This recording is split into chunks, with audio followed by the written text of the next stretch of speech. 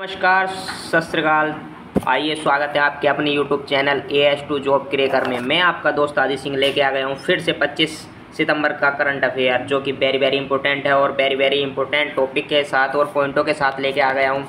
उम्मीद करता हूँ आप सभी स्वस्थ होंगे और अपनी पढ़ाई भी सुचारू रूप से कर रहे होंगे। दोस्तों, बने रहिए हमारे साथ हमारे YouTube channel AS2 job cracker पे और हमारे साथ करिए अपनी सपनों की ऊँची उड़ान को एक कामयाबी की दिशा में साकार। दोस्तों, आइए शुरुआत करते हैं अपने पहले क्वेश्चन से, जो कि इस प्रकार से है।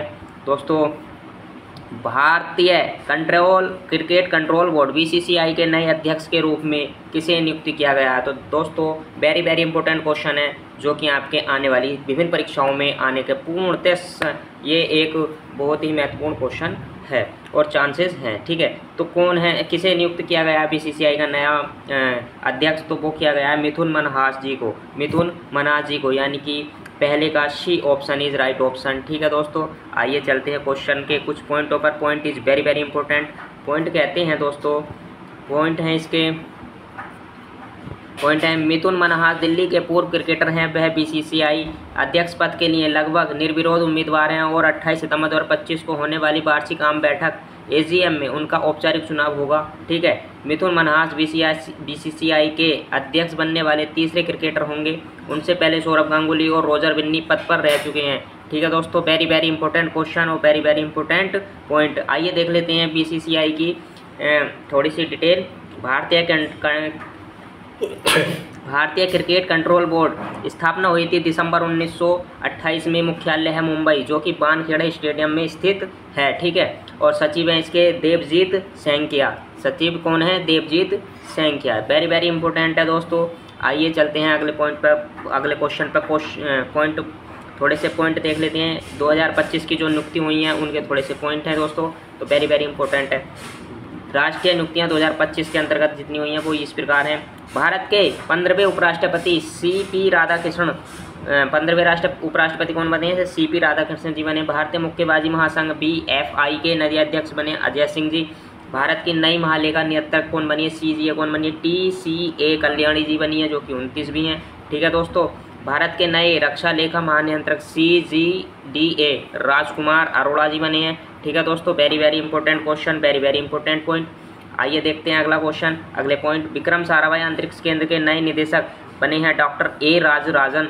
ठीक है, क्षमता निर्माण आयोग CBC की नई अध्यक्ष S राधा चौहान जी बनी है। ठीक है, उपराष्ट्रपति CP राधाकृष्णन के नए सचिव जो बने हैं वो बने हैं अमित खरे जी बने हैं। ठीक है दोस्तों, भारत में अमेरिका के नए राजदूत सर्जियो गोर बने हैं। भारत में अमेरिका के नए राजदूत। ठीक है दोस्तों, राष्ट्रीय विज्ञान संचार और नीति अनुसंधान संस्थान CSIR NISCPR, देखिए दोस्तों इसे एक बार और देखेंगे, CSIR-NISCPR की नई निदेशक डॉक्टर गीता वाणी रायासम बनी है। ठीक है दोस्तों, वेरी इंपॉर्टेंट पॉइंट थे और ये आपकी परीक्षा में पूछे जाने वाले पॉइंट थे। आइए देखिए क्वेश्चन नंबर 2। क्वेश्चन नंबर 2 है, लगातार 3 बार महिला बैलन ड'ओर पुरस्कार जीतने वाली दुनिया की पहली महिला खिलाड़ी कौन बनी है? तो दुनिया की पहली महिला खिलाड़ी कौन बनी है बैलन डी पुरस्कार जीतने वाली? तो वो बनी है आपकी एताना बोमाती, यानी B option is right option. ठीक है दोस्तों, चलिए आइए दूसरा question is very important question है। एताना बोमाती स्पेन और FC बार्सिलोना की मिडफील्डर हैं। ठीक है दोस्तों, जो और 69वां बैलन डी और समारोह 22 सितंबर 2025 को पेरिस में आयोजित हुआ और ये एक फुटबॉलर खिलाड़ी है। ठीक है दोस्तों, आइए चलते हैं अगले क्वेश्चन की ओर। Question number 3 very important. सितंबर 2025 में प्रधानमंत्री नरेंद्र मोदी ने कहाँ पर 524 साल पुराने त्रिपुरा सुंदरी मंदिर का उद्घाटन किया? तो कहाँ पे किया है दोस्तों?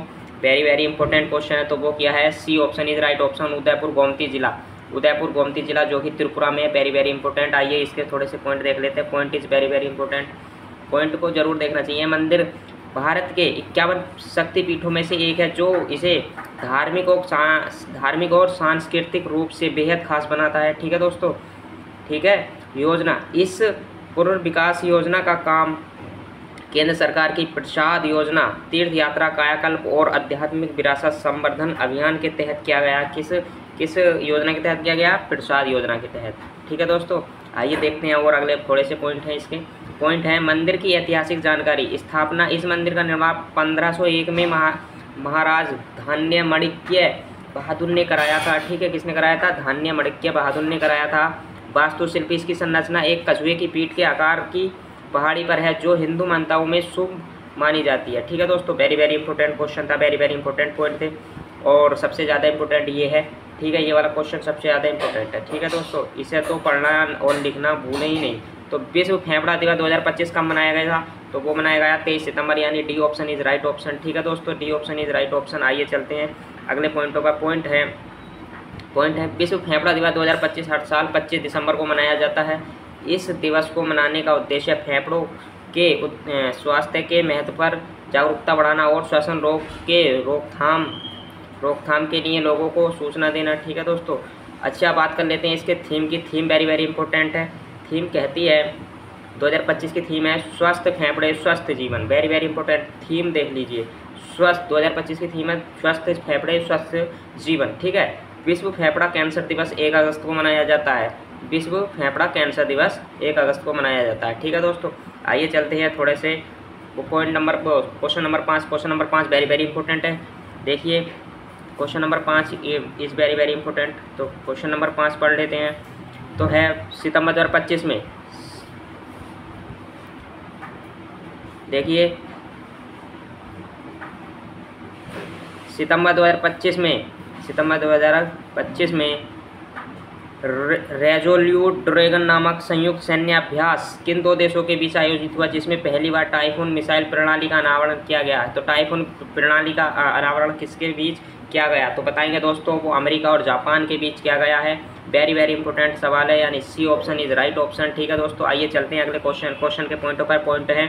Point very very important. Resolute dragon America व जापान के मध्य एक समुद्री सुरक्षा अभ्यास है। इस अभ्यास के दौरान पहली बार जापान में टाइफून मिसाइल प्रणाली का अनावरण किया गया है, जिससे अमेरिकी सेना ने विकसित किया है। यह एक मध्यम दूरी की मिसाइल प्रणाली है। ठीक है दोस्तों, यह अमेरिकी प्रणाली ने विकसित किया है। ठीक है दोस्तों, question number 6 very very important. सितंबर 2025 में विराट कोहली का रिकॉर्ड तोड़ते हुए किस भारतीय खिलाड़ी ने तेज वनडे शतक बनाया? तो किसने तेज वनडे शतक बनाया? तो वो बनाया हमारा स्मृति मंधाना ने। Very very important question, very very important point हो जाएंगे इसके। देखिए आइए देखते हैं इसके पॉइंटों को। पॉइंट हो जाएंगे, पॉइंट हैं इसके दोस्तों।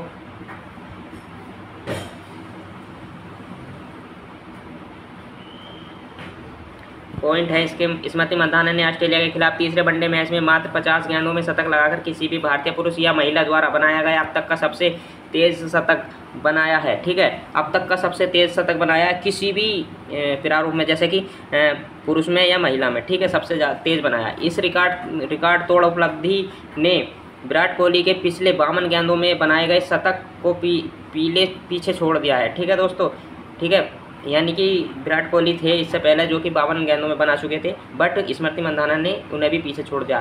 ठीक है, स्मृति मंधाना का शतक महिला वनडे इतिहास में दूसरा सबसे तेज शतक है, जो 2012 में मैन लैंगिंग के न्यूजीलैंड के खिलाफ 45 गेंदों में बनाए गए शतक के बाद दूसरे स्थान पर है। ठीक है दोस्तों, आइए चलते हैं अगले क्वेश्चन पर। क्वेश्चन नंबर 7, किसी देश में आयोजित 25वीं इंटरपोल एशियाई क्षेत्रीय सम्मेलन के दौरान भारत को इंटरपोल एशियाई समिति का सदस्य चुना गया? तो किसे चुना गया दोस्तों? वेरी वेरी इंपॉर्टेंट क्वेश्चन है, वेरी वेरी इंपॉर्टेंट पॉइंट हो जाएंगे इसके। तो ये है B option is right option, Singapore is very very important. सम्मेलन देख लेंगे तो सम्मेलन 25वीं इंटरपोल एशियाई क्षेत्रीय सम्मेलन स्थान हो जाएगा सिंगापुर। इसमें भारत को इंटरपोल एशियाई समिति का सदस्य चुना गया है। यह चुनाव बहुचरणीय मतदान प्रक्रिया के माध्यम से हुआ। ठीक है दोस्तों, आइए चलते हैं अगले क्वेश्चन पर। अगला पॉइंट है, इस समिति का सदस्य बनने से भारत को संगठित अपराध, साइबर अपराध, मानव तस्करी, आतंकवाद और मादक पदार्थों की तस्करी जैसे मुद्दों पर क्षेत्रीय सहयोग को मजबूत करने में मदद मिलेगी। किस चीज़ को मदद मिलेगी? अपराधों को। ठीक है, और विभिन्न तरह के ये अपराध हैं जो कि आपके सामने निम्नलिखित हैं।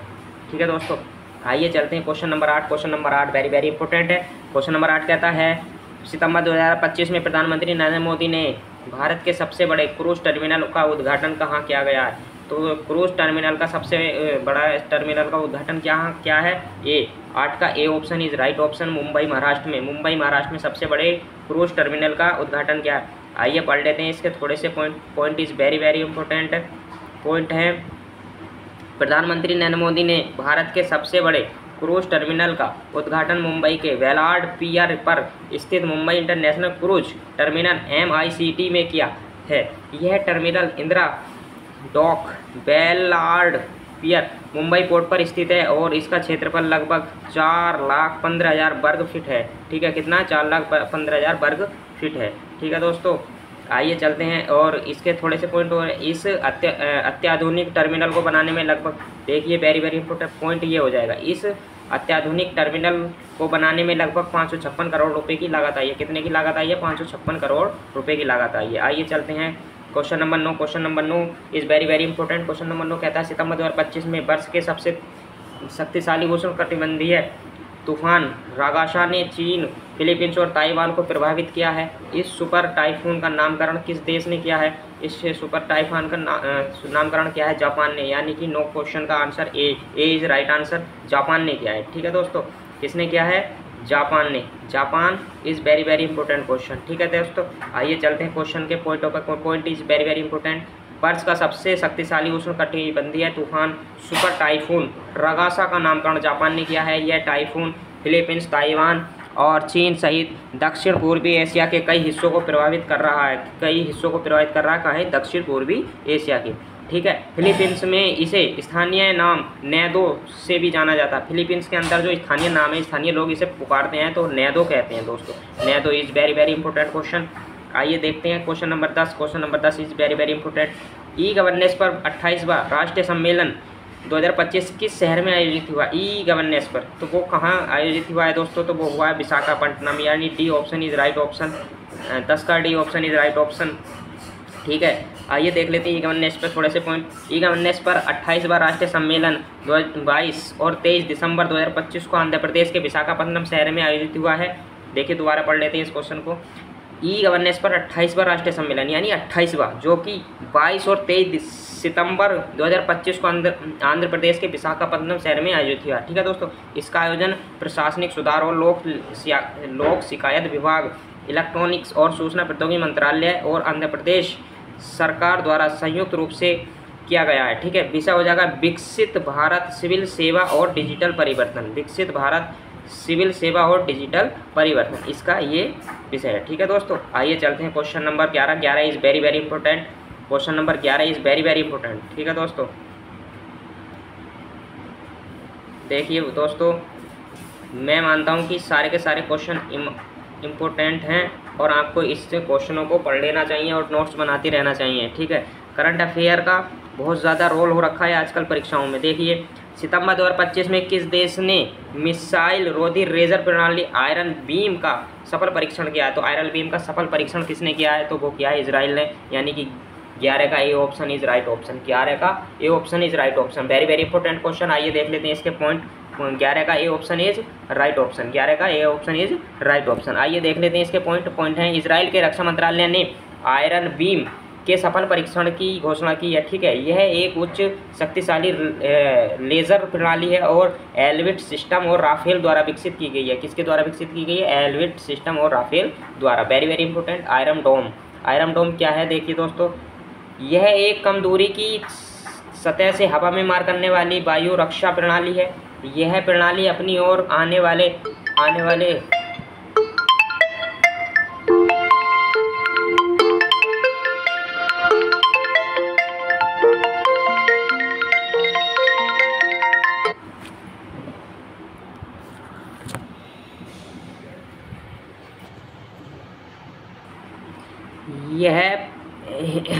यह एक कम दूरी की सतह से हवा में मार करने वाली वायु रक्षा प्रणाली है। यह प्रणाली अपनी ओर आने वाली किसी रॉकेट या मिसाइल को ट्रैक करके बेअसर कर सकती है।